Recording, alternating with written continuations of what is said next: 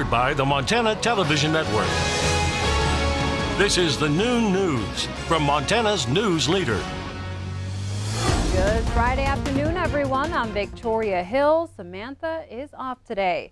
Our top story this Friday: following his son's visit, President Donald Trump is coming to Montana. Here's MTN's Margaret DeMarco with the details.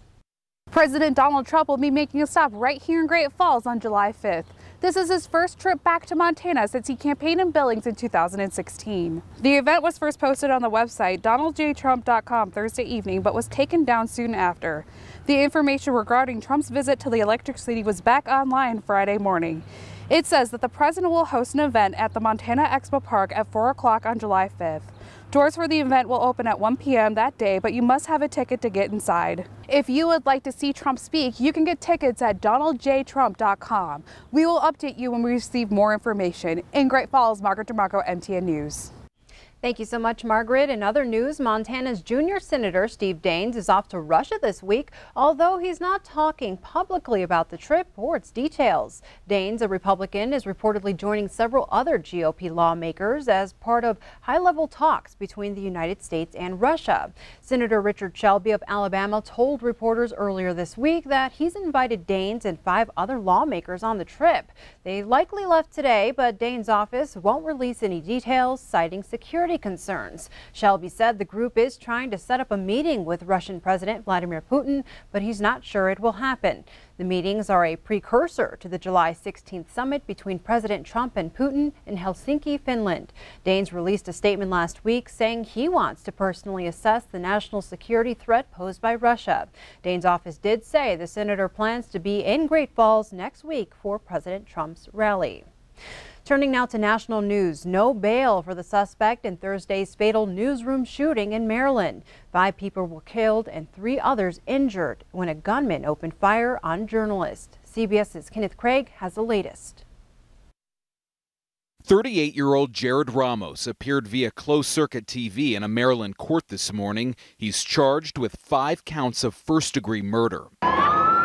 Ramos is accused of opening fire at the Capital Gazette newspaper in Annapolis Thursday afternoon. The fellow was there to kill as many people as he could kill.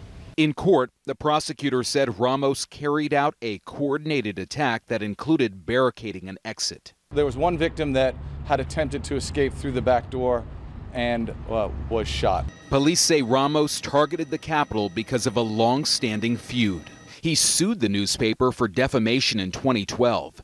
The paper published a story about Ramos pleading guilty to harassing a woman he went to high school with. The case was later dismissed. Authorities say Ramos also made threats against the Capitol in 2013 on social media, but the paper did not want to press charges. There was a fear that doing so would exacerbate an already flammable situation. Just hours after the shooting, several Capitol staff members were seen working in a nearby garage. And today, the Capitol published its regular morning paper. Inside, you can see the opinion page was intentionally left blank to honor the victims. It says, "Today, we are speechless." Those victims include John McNamara, who was a sports reporter and the author of 2 books. He was working on a third about basketball. Features writer Wendy Winters was a mother of 4. Her daughter says she believed in never acting or admitting her age. A GoFundMe page created by a fellow journalist already has raised more than $100,000 for funeral costs. Kenneth Craig, CBS News, Annapolis, Maryland. And we're told Ramos is not cooperating with police. He had damaged his fingertips, so authorities had to use face recognition technology to identify him. Well, Connor now joins us from the Weather Center. It sounds like parts of Montana had some harsh weather last night. Yes, a rather tumultuous Thursday here in Montana that led to some very severe weather. In fact, especially for the southeastern portion of the state. I've got this satellite radar from yesterday at 7:45 paused. And we can see down here in Carter County, that is a tornado report. There was multiple reports of a tornado as indicated by radar, and the NWS today posted these photos snapped by Daniel Callback. So thank you to Daniel for being around.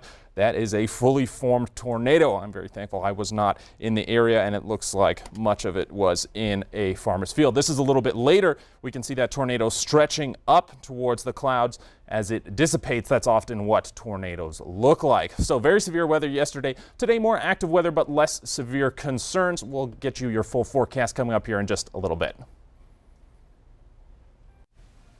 Thank you, Connor. In court news, the man charged with killing former Bighorn County Sheriff William Joy is also facing homicide charges in Asheville, North Carolina.